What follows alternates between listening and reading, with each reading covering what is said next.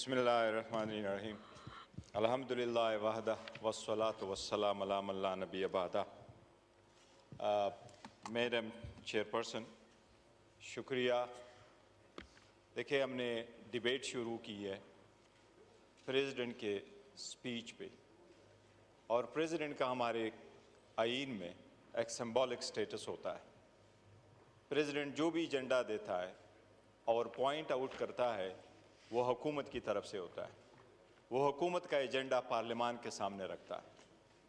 पहली बात तो ये है कि पीटीआई दौर की जो सदर की स्पीच है उनको उठा ले, उसमें 70 पॉइंट हुआ करते थे।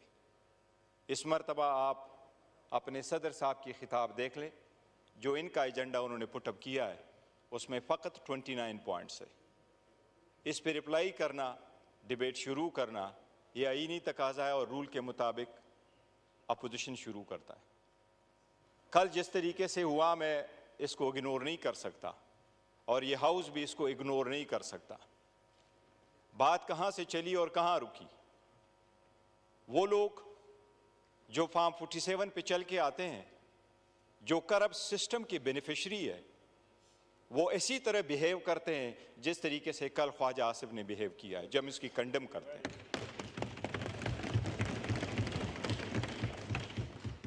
मैडम चेयरपर्सन, ये लाजिम है कि हम इनको एक चीज़ ज़रूर बताएं कि पार्लियामान जब इस वक्त है तो मैडम स्पीकर आपसे हम मुतालबा करते हैं। ये मुतालबा हमारा चेयर से, स्पीकर से है। इंडिया हमारा अपोनेंट ज़रूर सही, दुश्मन सही, लेकिन उनका 17वां लोकसभा चल रहा है।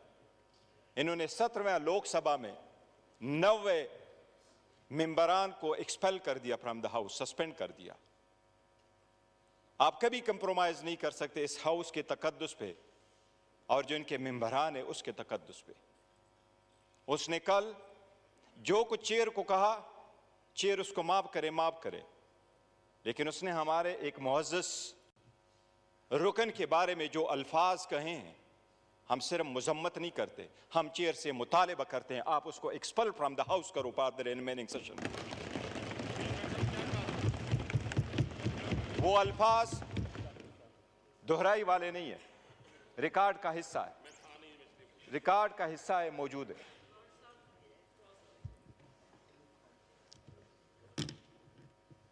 Madam chairperson, there is enough to everything. उसको फ़कत इतना कहा गया कि ये अल्लाह के 99 नाम है, इसके नीचे आप खड़े हैं, ये अल्लाह के 99 नाम के नीचे फ़कत इतना कहो कि आप जीत चुके, हम आपको मानते। आप खुद हारे, चिच हारे, खुद हारे, आप हारे, आप हारे, आप हारे। आप अपनी स्पीच में बात कीजिएगा। वफादार ना बनो, बंद नहीं, प्लीज आप प्लीज बैठ जाए, पीछे जो है आप बैठ जाए, आप भी बैठ जाए प्लीज, आप भी बैठ जाए, आप भी बैठ जाए। बैरिस्टर साहब, देखिए हाउस का एक तरीका होता है, ऑटोमेटिकली जो अल्फाज जो गैर पार्लिमानी होते हैं उन्हें एक्सपंज कर दिया जाता है और वो एक्सपंज बिल्कुल हो जाते हैं। और मैं आपको ये बताना चाह रही हूँ कि प्लीज आप भी नहीं बोले, आप भी नहीं बोले, एक दूसरे को बर्दाश्त करें। मैडम जस्ट अ सेकंड, हमने आपसे रिक्वेस्ट नहीं की कि उनके अल्फाज को स्पंज कर दे, वो स्पंज ही होंगे और आपने करने ही करने, लेकिन स्पंज के अल्फाज से वो ज़ायल नहीं हो जाते उसका असर। जब आप एक चेयर पे बैठे हों तो आपकी प्राइवेट लाइफ भी पब्लिक लाइफ है, और आपका एक एक लफ्ज़ आवाम सुनते हैं और देखते हैं, उसका एक इम्पैक्ट होता है। इसलिए सोच समझ करके हर लफ्ज़ इस्तेमाल करना चाहिए, और अगर आपने उनमें से एक को भी एक्सपेल कर दिया तो कोई और आकर के वो ऐसे लफ्ज़ नहीं इस्तेमाल करेगा। पहले दिन से हम आकर के यही चेयर को कह रहे हैं कि हम आपको सपोर्ट करना चाहते हैं, हम आपको मजबूत करना चाहते हैं, पर हम सिर्फ और इस तरफ ये कह रहे हैं कि आप अपने पार्टी के असर से निकल के बाहर आए, ताकि आप बनो कि आप इस हाउस के कस्टोडियन हैं, ताकि हम आपको सपोर्ट करें। मैडम चेयरपर्सन, इनको हम क्या याद दिलाएं? उमर अयूब खान साहब के बारे में जो उन्होंने अल्फाज कहे, we are so proud of him. We are so proud of his legacy. We are so proud of his family's legacy. वो इस ईवान में 22 साल रहे, न किसी ने करप्शन का इल्ज़ाम लगाया, न misuse and abuse of authority का लगाया, और नहीं किसी ने कोई एक इल्ज़ाम लगाया कि इस 22 साल में उस बंदे ने एज नुमाइंदे की हैसियत से कभी एक लफ्ज़ ऐसा इस्तेमाल किया हो कि चेयर ने उसको एक्सपंज किया हो. And that is the reason we are proud of him. और इसी वजह से इमरान खान साहब ने उसको लीडर ऑफ द अपोजिशन बनाया है. जनाब स्पीकर, मैं ज़रूर कहूँगा कि हम पाकिस्तान के लिए कोशिश कर रहे हैं. जितने स्ट्रगल पाकिस्तान तहरीक इंसाफ के इन नुमाइंदगान ने की, आपको हिस्ट्री में मिसाल नहीं मिलेगी. किस तरीके से ये चल के आए हैं. क्या ये 18 महीने की हुकूमत इनको याद नहीं है? क्या हमारे औरतें जो पकड़ी जा रही थी इनको याद नहीं है? क्या वुमेन एम्पावरमेंट की बात कर रहे हो, आज उस बहनों की बात कर रहे हो जो जेलों में पड़ी हैं? क्या बुशरा बीबी का किसी भी दूर तक तो शखाना के साथ कोई ताल्लुक है जो 15 साल की आप सजा देते हैं? आप अगर किसी के साथ आप अगर किसी केस पे उसको जाके सजा देते हैं, बाकी औरतें हमारी यहाँ बैठी हैं. अच्छा, ये प्लीज आप अपनी स्पीच में रिप्लाई कर दीजिएगा, फिर दोबारा हाउस मैडम खराब हो जाएगा. मैडम, उसका atmosphere. Have order in your house. Always enforce your order. जी प्लीज आप अपनी स्पीच में जवाब दीजिएगा. जिसको भी दरमियान में कोई सेंटेंस आ रहा है, कोई रिमार्क्स आ रहे हैं, कुछ आ रहा है, यही होता है सर. इधर भी मैं यही कहूँगी, और खास तौर पे जो आपके मैडम चेयरपर्सन, इंडिया की मिसाल देता हूँ. 1500 कवानीन में उन्होंने तब्दीली करी इस लोकसभा में. 17, हमारा 15वां 16वां चल रहा है, उनका 17 पूरा होगा, 18वां आ रहा है. 1352 दिन उन्होंने पार्लियामान चलवाया. 1352 दिन. और ये हिस्ट्री में फर्स्ट टाइम है कि इंडिया में आज भी डिप्टी स्पीकर नहीं, उन्होंने डिप्टी स्पीकर का ओहदा ही नहीं रखा. 1352 दिन उन्होंने काम किया. 222 कवानीन पास करवाए. 222 कवानीन पास करवाए. और फिर क्या किया? करोड़ों रुपए अपने साथ बचाए. क्योंकि इतना तो आपको असर होगा, दुश्मन भी सही, लेकिन वो डेमोक्रेसी से होकर के थ्रू चल के आके करते हैं. अगर आप अवाम की नुमाइंदा हो तो फिर अब आप अवाम का सोचते हैं. हमारे पास यही सोच है, हम उनको रिमाइंडर नहीं करना चाहते. But Khwaja got to realise, take it easy. आपकी दास्तान कोई ऐसी नहीं है. डॉन लीक्स वाले आप थे, सुप्रीम कोर्ट पे हमला करने वाले आप थे, पनामा में नाम आने वाले आप थे, पनामा में नाम आने वाले आप थे, पनामा में नाम आने वाले आप थे, डॉन लीक्स वाले आप थे. आप लोग प्लीज खामोश हो जाएं, फिर मैं उन्हें खामोश नहीं कर सकूंगी. स्पीच कर रहे हैं गौहर साहब, उन्हें करने दें.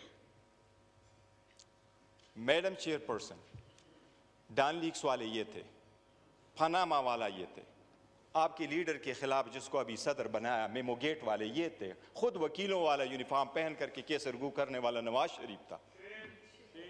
और ये लोग तो अकलियत ही है, ये उसको कौन मानेगा? इनकी हुकूमत है. आज भी इनके पास अक्सरियत नहीं है, नवाज शरीफ के पास है. आप उस चेयर पे अपनी पार्टी रिप्रेजेंट करती हैं. ये वाले लोग हमारे साथ भी बैठ सकते हैं. ये ऐसा हाइब्रिड सिस्टम बनाया, ना हुकूमत ना अपोजिशन.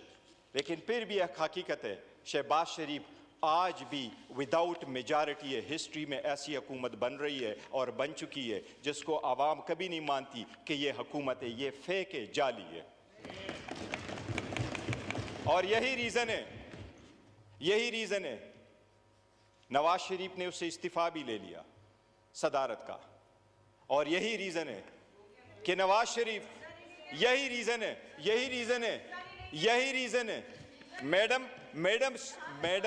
मैडम चेयरपर्सन, यही रीजन है नवाज शरीफ ने यहां खड़े होकर के इन लोगों को पीछे दे करके मुबारकबाद नहीं दी, बिकॉज ही बिलीव्स ये हारे हुए हैं.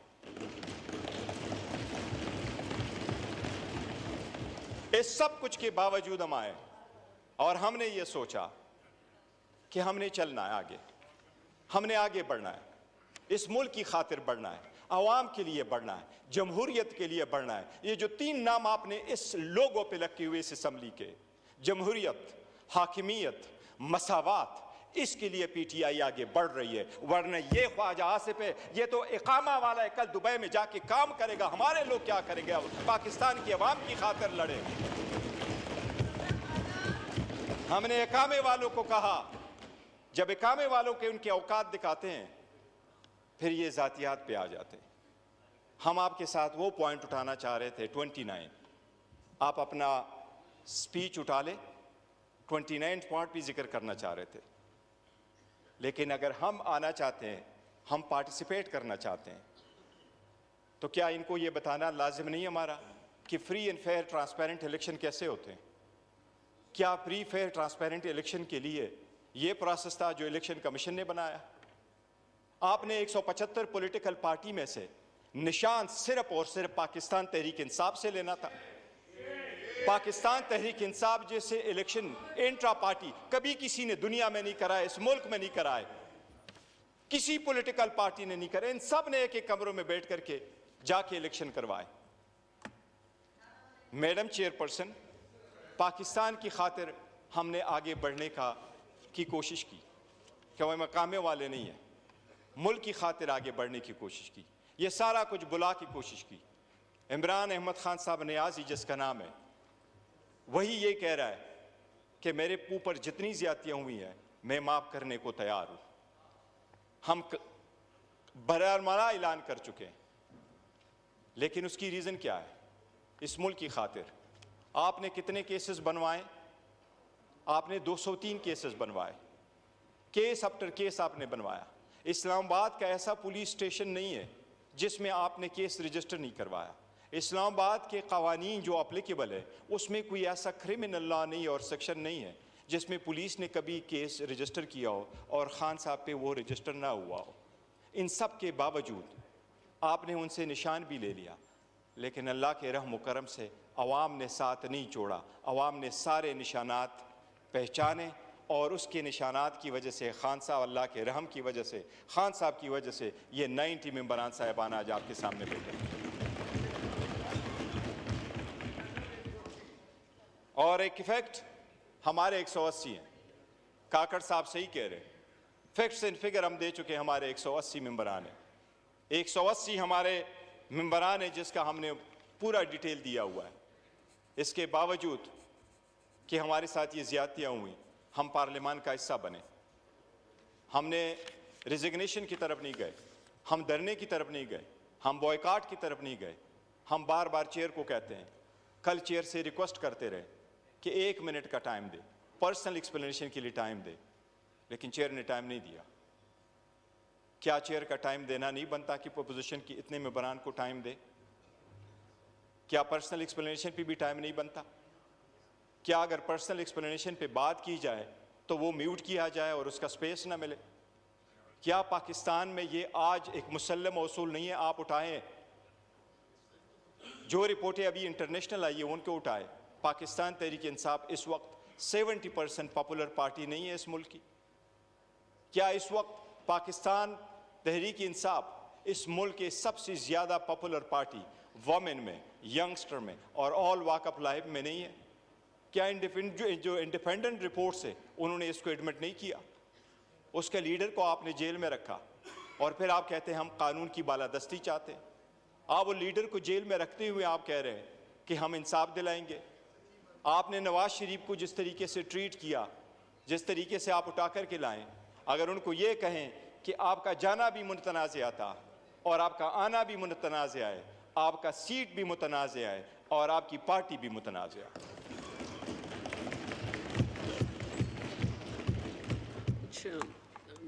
तो आप वाइंड अप कर लें, 15 मिनट्स पूरे हुए हैं।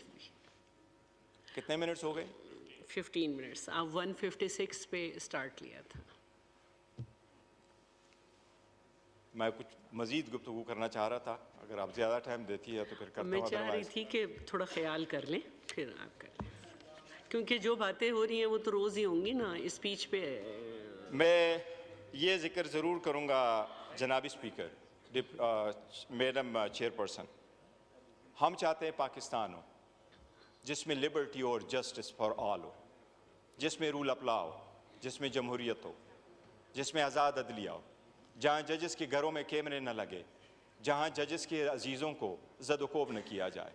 अदलिया इंडिपेंडेंट होगी, मजबूत होगी, तो हमें 45 साल इंसाफ के लिए इंतज़ार नहीं करना पड़ेगा, हमें बर वक्त इंसाफ मिलेगा। यहाँ हम बैठे हुए हैं और हम आवाम का वोट अगर लेकर के यहाँ बैठे हैं तो हमने ज़ाती मुफादात से बालातर होकर करना है। इसलिए हम रेडी हैं कि कौम और अवाम की खातिर और मुल्क की खातिर हम आगे बढ़ना चाहते हैं, और हमने जो आवाज़ उठाई है वो इस मुल्क की जमहूरियत को मजबूत करने के लिए किया है। अदरवाइज़ जो सख्तियाँ हमारे साथ होनी थी वो हो चुकी हैं, और पाकिस्तान की अवाम अच्छी तरह जान चुकी है कि असल जमहूरी लोग कौन है। Thank you madam speaker.